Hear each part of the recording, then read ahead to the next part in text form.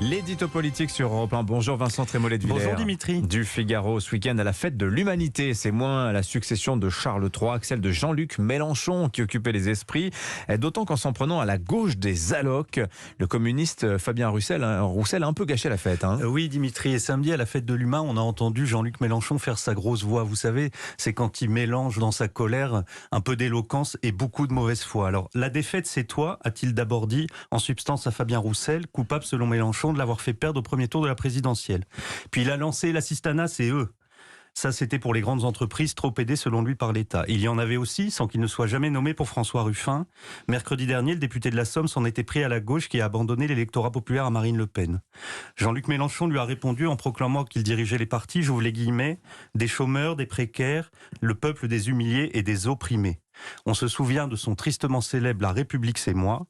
On peut désormais y ajouter « La gauche c'est moi » et même « Le peuple c'est moi ». Alors c'est pourtant un fait sociologique, Vincent. Les ouvriers sont en grande majorité passés au Rassemblement national. Oui, et ils l'ont fait pour des raisons sociales, mais surtout pour des raisons culturelles. En première ligne face à l'immigration de masse, ils se sont sentis abandonnés par la gauche. Mais jamais, pourtant, Jean-Luc Mélenchon n'aborde cette question de l'insécurité culturelle.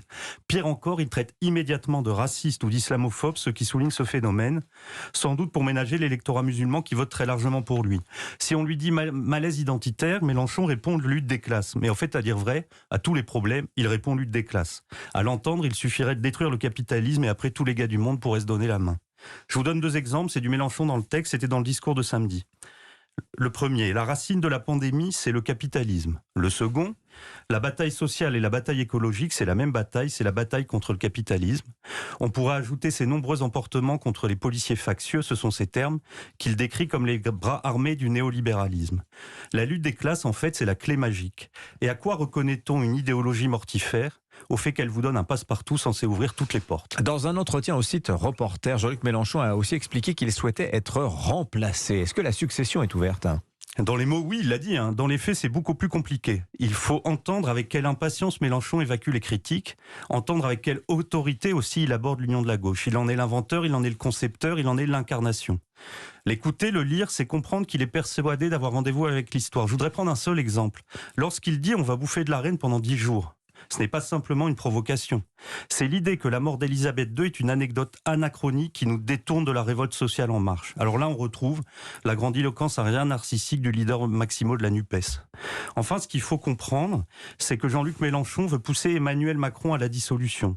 Son objectif, affiché, exprimé, est de rendre la France ingouvernable pour accélérer le calendrier électoral.